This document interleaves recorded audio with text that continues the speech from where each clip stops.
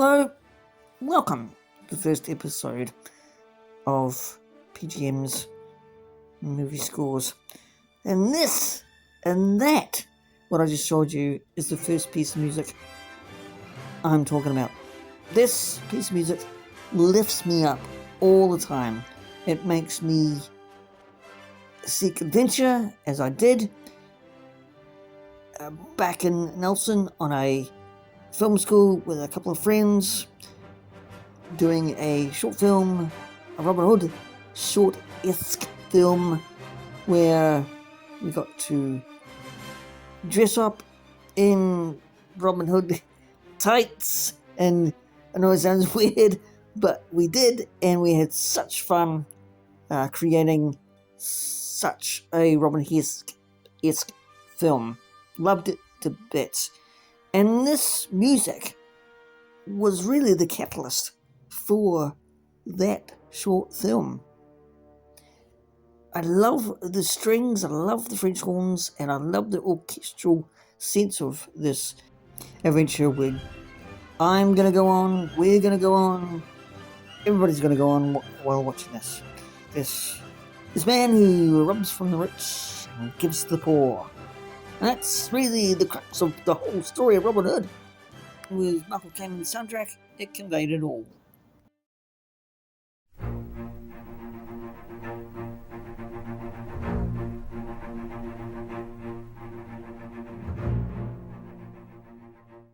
So now, let's have a look at the man, Michael Kamen. Michael Arnold Kamen, born April the 15th, 1948, and to his death, November 18th, 2003, was an American composer, arranger, conductor, songwriter, and musician. He began his work as a pop and rock music arranger, notably for Pink Floyd, and was a member of a New York rock and roll ensemble and the Roger Waters Band. Starting in the mid-1980s, he achieved further prominence as a composer of film scores. So, with saying all that, let's go behind the scenes on how he arranged one of the pieces of music of Robin Hood, Prince of Thieves. E-F-A-B, ring. I need a G to D pickup as if you're in bar 110. You probably don't know his name, but you definitely know his music. Michael Kamen has composed musical scores for some of Hollywood's most successful films, among them Lethal Weapon and Die Hard. The music is the last ingredient that can help to extract the emotions from the characters. If they're falling in love, you gush for them, and if they're crying, you weep silently for them. And that's why it's called underscore. It's more like underlining an emotion. Here we go.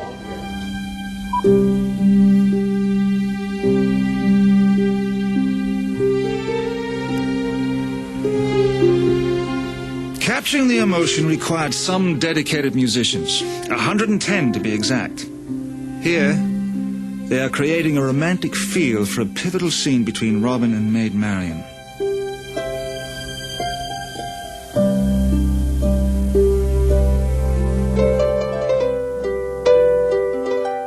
The basic theme is really simple. It's just...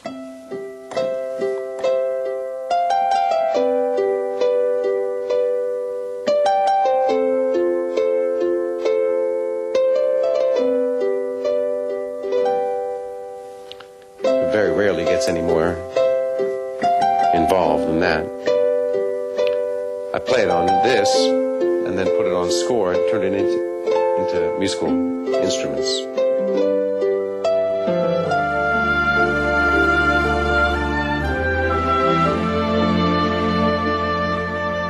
It's big. It's full of heroics and power and real compassion.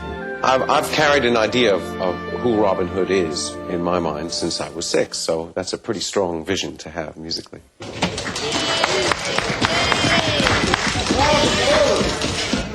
Let's go listen to it. So this is how I do it. They give me the picture with these bar of timings underneath it. That's how I know when I'm supposed to be in, when I'm supposed to stop, and when I'm supposed to hit something. The orchestra loves playing flat out for long periods of time. They'll play anything, but they love just running. It's like getting on a horse and galloping. So this is what it feels like for us on the floor.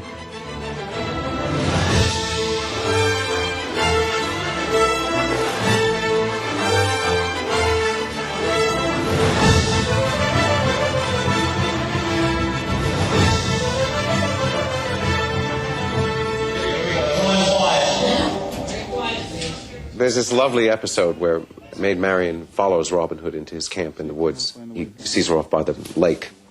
Robin asks her for 2 favors. She says, yes, okay, I'll do the first one. And he said, I need you to get a message. Will you do this for the king? And she looks at him hard and she goes, no. I'll do it for you. And we've been building it up. Pages and pages and pages of music. And finally she kisses him. And that's where the score turns black with notes and everybody goes.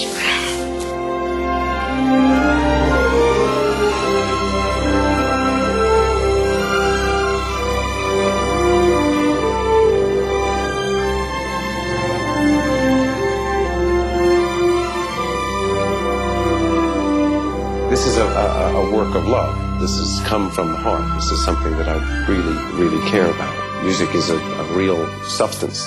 It's a very powerful substance, and it's got to be taken seriously. I guess I was in love with Maid Marian, and just looking at Kevin Costner giving her a big kiss and thinking, oh man, that's as close as I'll get to her. I love that.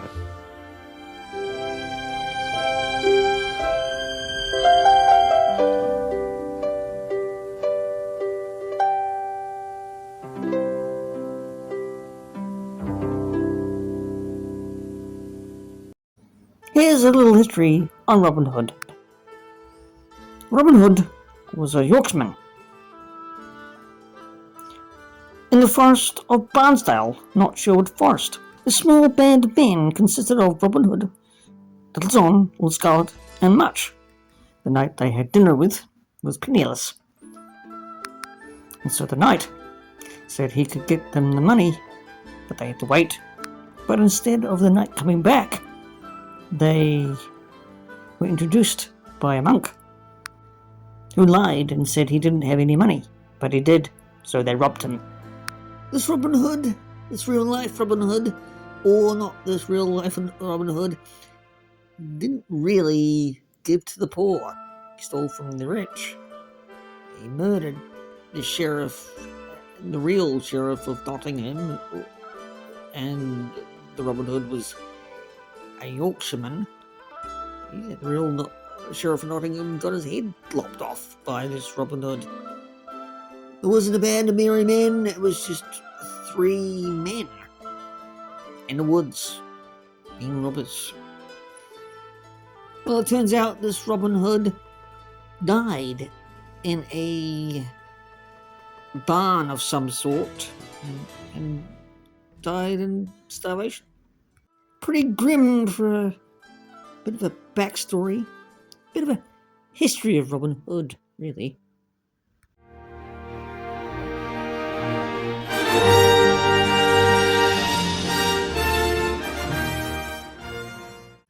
It is staggering to see how many iterations of Robin Hoods, be it television, be it film, just from yesteryear to 2026, it's still going on.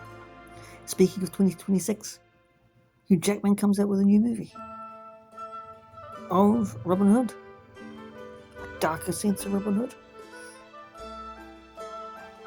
called Death of Robin Hood. There you have it, a small dose of the many iterations of Robin Hood movies and TV.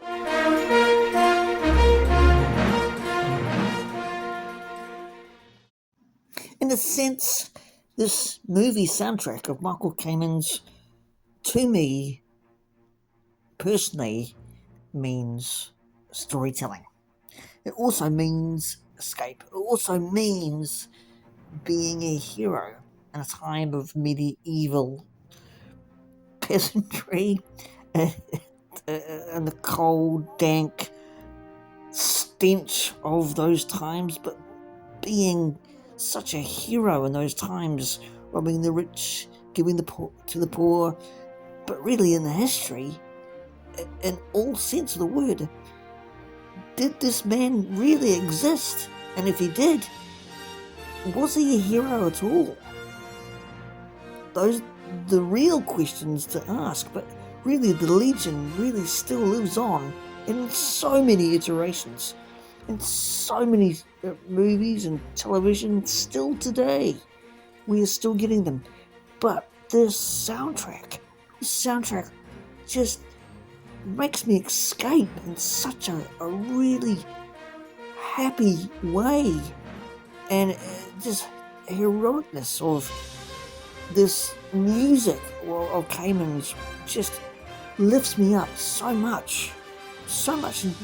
In fact, that I did a short film back in Nelson on the days that I was enjoying making short films, and I did a Robin-esque type of film with the notion of this music of Michael Cayman's. That's what it feels to me. It feels that you can actually go out there and tell your own medieval story in a esque, or what you want to do. I don't know, it's hard to put on words, but I just love this piece of music. It lifts me up so much in a heroic sense, and a storytelling sense, and an escape. So on that note,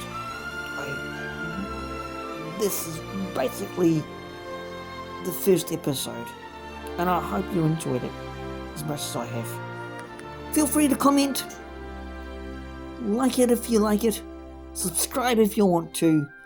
I've been P.G.M. You've been listening to me on the P.G.M show. This is the first episode of P.G.M's Movie Scores. Until next time, join me then on the P.G.M show. Take care, everyone.